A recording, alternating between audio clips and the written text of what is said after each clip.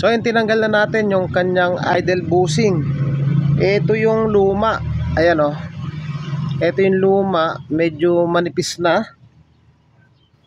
meron na siyang alog. Nakita nyo naman sa unang video. Ito yung binili ni Padreng. Magkano to? 300. Ngayon, pansinin nyo, maging masuri kayo sa pagbili. Ayan yung original o. May ano siya, part number.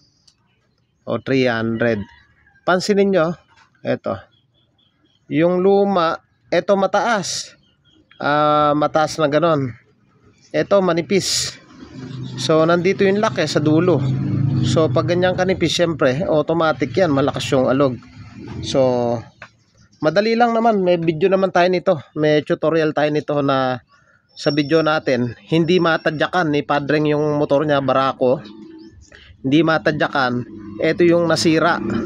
So ito natatadyakan pa naman, kaso nireklamo ni boss, maingay daw. Maingay na yung motor, kala mo may kumakalansing sa loob. So manipis na siya. So ang pagtanggal nito, napakalambot lang kasi tingnan nyo, pag pinasok natin yan, 0-0, pwedeng kamay.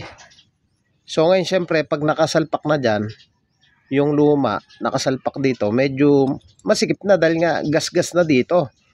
Ngayon, ginamitan ko lang siya ng deep socket na 10mm na sasakto dito. Ayan o. Ito lang yung pinamukpok ko. Ayan o. Sakto siya. Pukpukin nyo lang, napakalambot lang naman yan. Ngayon, nakita nyo sa unang video, malaking play. Ngayon, salpak natin to. Tapos i-check natin kung malakas pa yung play. So ito medyo malapad siyang ganon. Yung luma maliit na siya.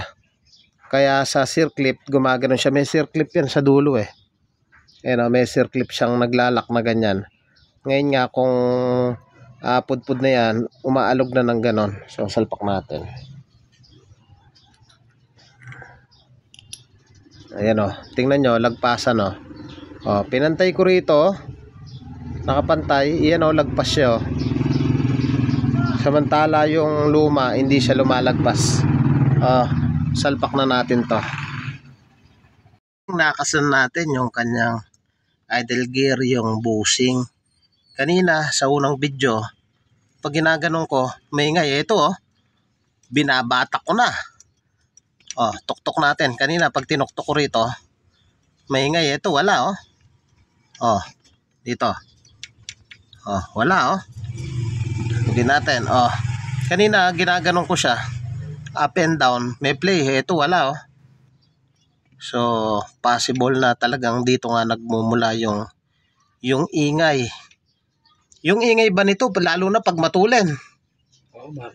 Mararamdaman pag matulin. Tak gumaganon daw yung ingay. Kasi ito nakatama ito sa clutch housing doon sa likod. Nakatama ito syempre. Umiikot yun. Ngayon kung ito ay maluwag nga, possible na talagang magkukos nga. Tsaka sinabi ni Padreng, may time na hindi matadya o matigas tadyakan. Ibig sabihin, tumatabingi na to. So yun nga, ito. Ayan So yan wala nang ingay talaga. Ayan napakaganda. Ayan Ngayon, i-update ko kayo pag nasalpak namin. Interview natin si Padreng kung nagbago yung tunog na naririnig niya, kung talagang nawala nga. So yan laki ng improvement. Okay. Salpakan na. Padreng, nakasana natin yung kanyang idle bushing. Paki-start mo, boss. Hindi na namin na-videoan to kanina. Ayan pumino Pumino ba, boss? Yan At dayo from Sumalo, Hermosa, Batana.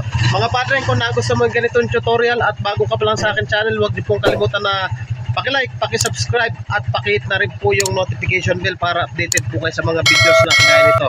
Thank you po sa inyo. God bless at mabuhay po kayo.